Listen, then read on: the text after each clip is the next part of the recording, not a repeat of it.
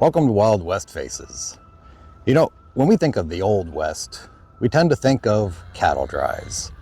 The hard work of pushing cows all the way across the prairie, looking for the next best watering hole. But it wasn't necessarily as romanticized an idea as we would like to think. The following story is a true account from a man named Ben Drake, who's been on hundreds of cattle drives. Listen to this story of how he tells of the harsh conditions they had to endure, the weather, the Indians, robberies, other cowboys trying to steal their herd. It wasn't an easy life, but it was the only life that he would have picked. We hope you'll enjoy this exciting story here on Wild West Faces.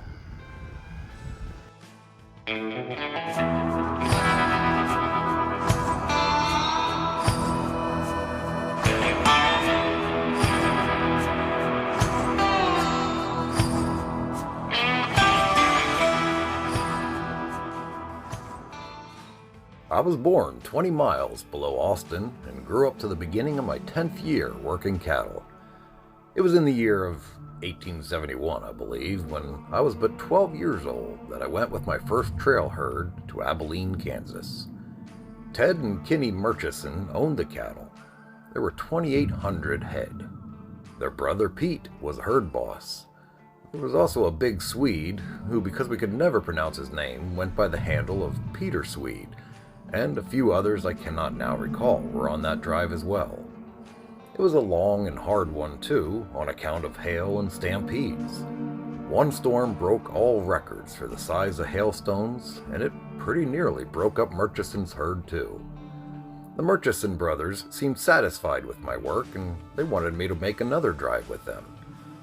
By this time, I felt right at home with their outfit, and also on the trail, and I was glad of the chance to go again. We started that time with 2,900 head, making the total of the drives amount to 4,800 head of cattle. That drive was exciting from start to finish. First one thing, then another out of the ordinary happened all the way. But the climax came one afternoon as we were striking camp for the night. Bang, bang, bang went the 6 guns in quick succession over the hill from our camp, followed by more rapid firing. Leaving our cook in charge, we jumped onto our mounts and were off to see what it was all about. When we got there, we saw one cowboy after another fire his gun and fall until 9 of them lay piled up together, dead as heck. Nobody was left of that outfit but the cook and the boss. They said it all started over one of the boys finding a stake pin, and when he began tying his horse to it, another rode up and claimed he'd seen it first. Well, they got to fighting, and first one and another of the outfit joined in until it was a free-for-all and shooting to kill. We stayed and helped dig a grave big enough to bury 'em all in, and without ceremony or coffin, we wrapped each one in his blanket and planted him. That was all. But, it sort of struck me then, and does now, that something like that maybe caused the fellow to write the song that was so popular on the range and trail, "Oh, Bury Me Not on the Lone Prairie."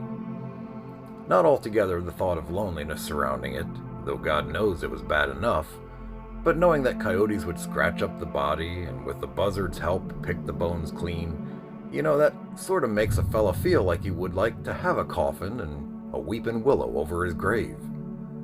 Somehow that burying sort of put a damper on all of us for the rest of the drive. Then when we started back and began to kind of feel natural again, there came a day when Tom Hamilton, one of our own outfit, got sick.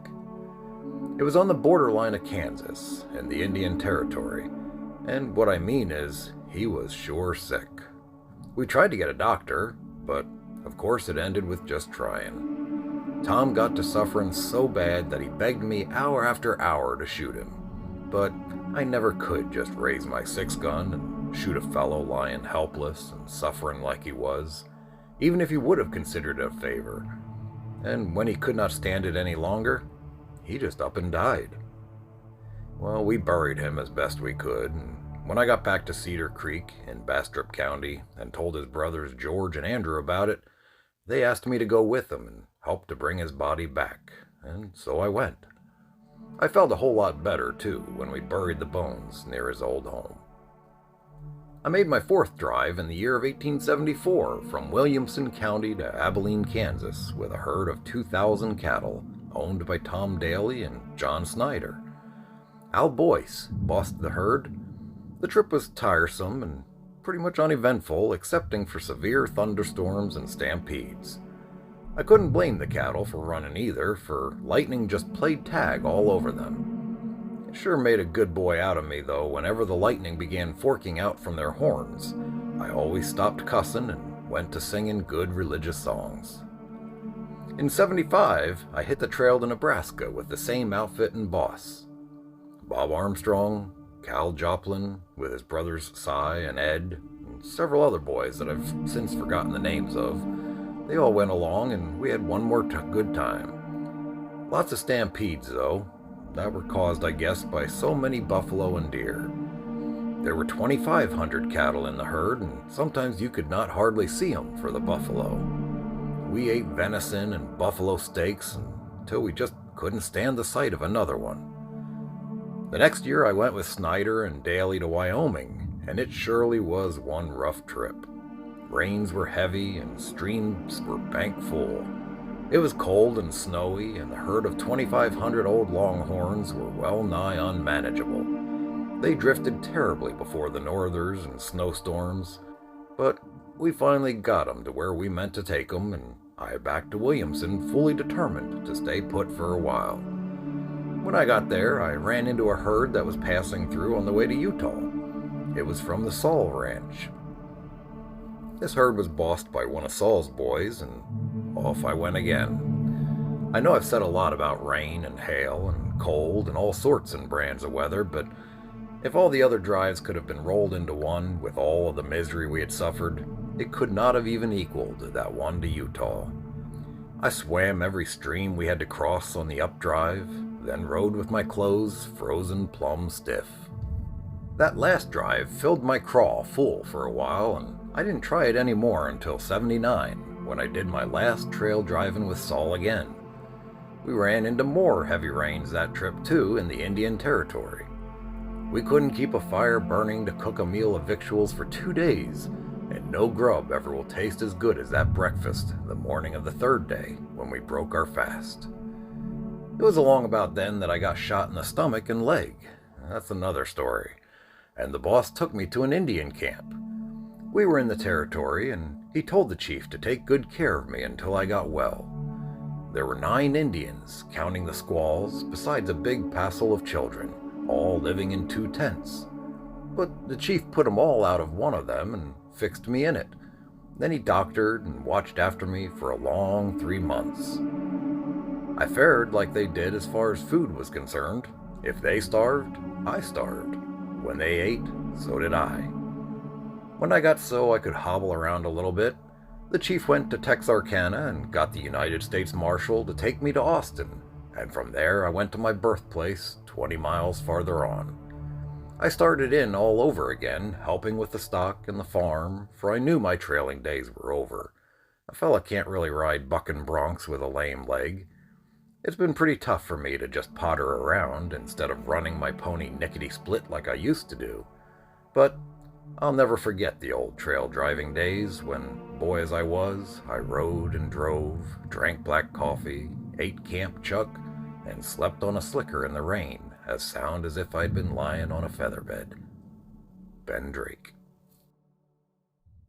Oh, bury me not on the lone prairie, where the wild coyotes will howl o'er me, in a narrow grave just 6 by 3. Oh, bury me not on the lone prairie.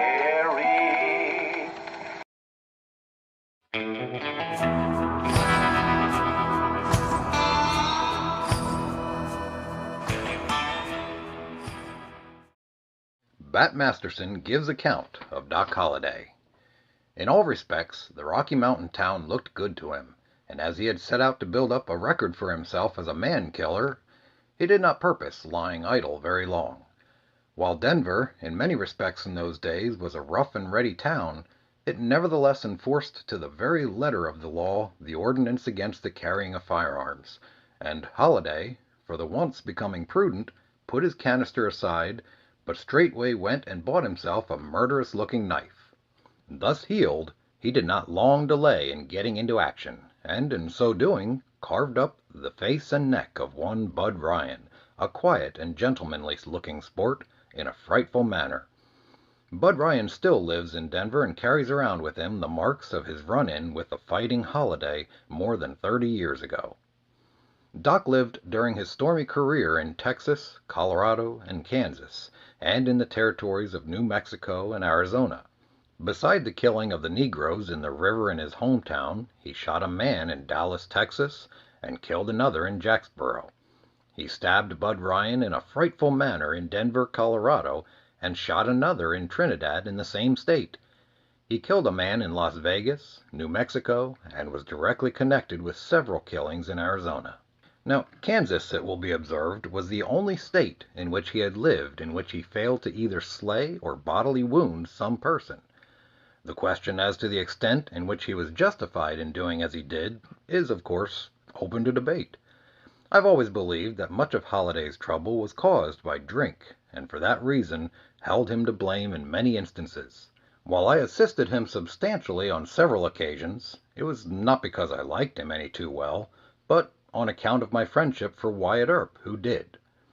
He was slim of build and sallow of complexion, standing about 5 feet 10 inches and weighing no more than 130 pounds.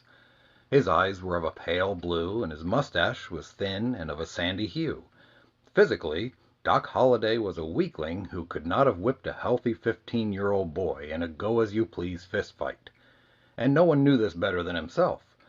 And the knowledge of this fact was perhaps why he was so ready to resort to a weapon of some kind whenever he got himself into difficulty. He was hot-headed and impetuous, and very much given to both drinking and quarreling, and among men who did not fear him was very much disliked. He possessed none of the qualities of leadership such as those that distinguished such men as H.P. Meighton, Wyatt Earp, Bill Tillman, and other famous Western characters. Holliday seemed to be absolutely unable to keep out of trouble for any great length of time. He would no sooner be out of one scrape before he was in another, and the strange part of it is he was more often in the right than in the wrong, which has rarely ever been the case with a man who is continually getting himself into trouble. Bat Masterson. In 1887, his chronic tuberculosis getting worse, Doc Holliday checked into the Hotel Glenwood near the hot springs of Glenwood Springs, Colorado. As he lay dying, Holliday's reported to have asked the nurse attending him for a shot of whiskey. When she told him no, he looked at his bootless feet, amused. The nurse said that his last words were, "This is funny." He always figured he would be killed someday with his boots on. He was only 36 years old.